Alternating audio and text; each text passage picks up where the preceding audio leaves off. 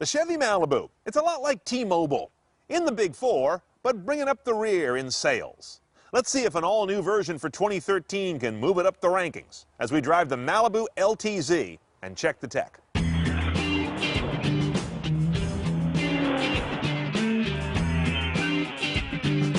Now for 2013, the Malibu's on a whole new platform. In other words, the entire underpinnings are new. GM did that for two reasons. One, they want to sell one Malibu in every market worldwide. Also, they want a better platform to compete against Fusion, Accord, and Camry that are ahead of this car in the sales race in that order. They've also tried to take some Camaro DNA. The gauges are like out of a Camaro. The taillights kind of suggest a Camaro, but this is not a performance car, certainly not in this trim. It's an everyday car. Let's see how it does on that front.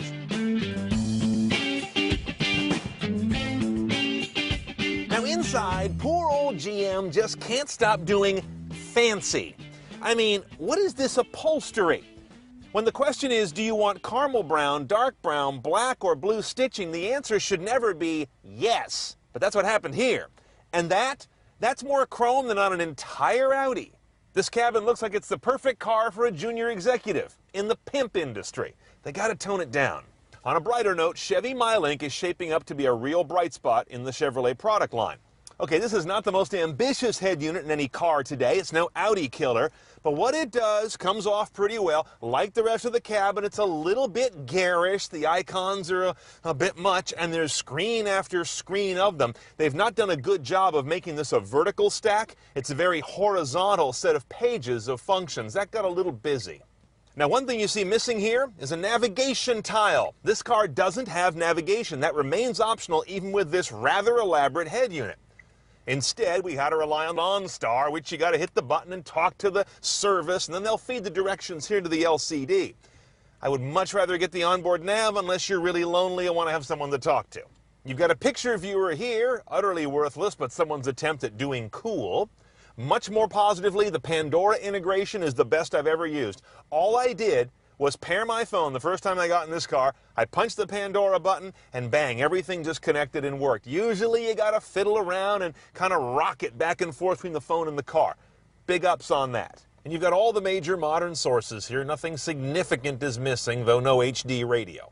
Now check this out. This guy's got a flip-up LCD, 7-inch, nice saturation and brightness. That gives you a little bin here where you can put your smartphone or media player. But unlike some cars, let me see here, no, there's no power outlet in here, which would be nice.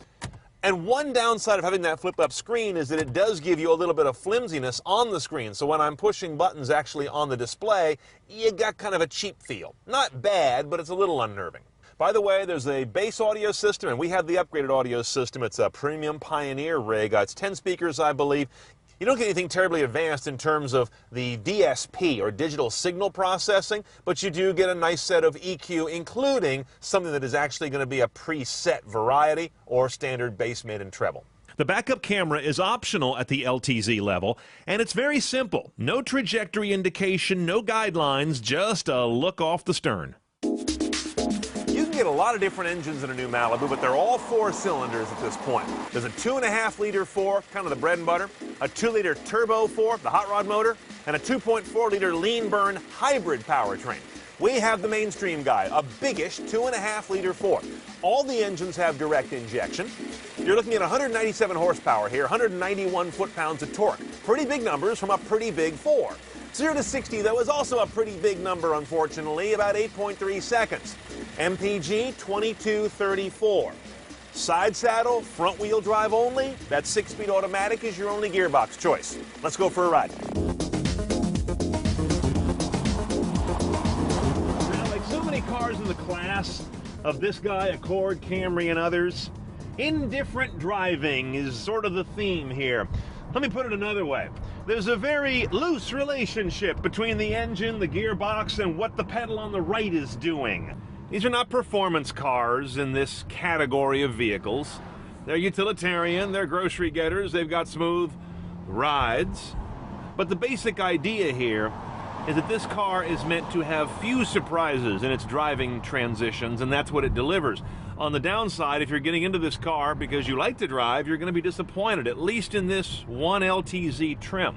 I don't even have much to say about its steering and cornering because the powertrain doesn't beg you to even try that.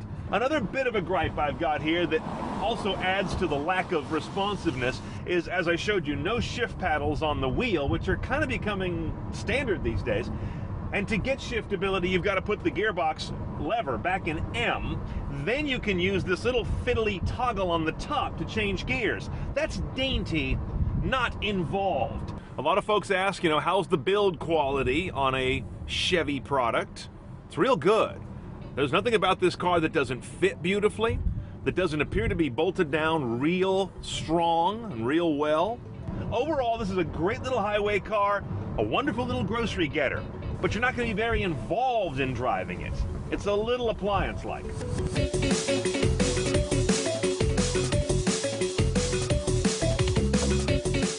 Let's price this 2013 Malibu. We've got a 1 LTZ. There's also a 2 LTZ. That has a 2-liter turbo. Different car, different video. 1 LTZ, which is pretty high trim, starts at about $28,600 for this guy. Now, $1,900 for the electronics and entertainment package. That gets you premium Pioneer audio, backup camera, as basic as it is, and a garage door opener. Seems a little steep to me, but I'd rather do that than have some local shop tear apart my audio system to upgrade it. $795 is a great price to add onboard navigation, not rely on that OnStar stuff. And $395 is a steal for forward collision alert and lane departure warning. All in, you're looking at about a $32,000 car that competes pretty well with Fusion, Camry, and Accord.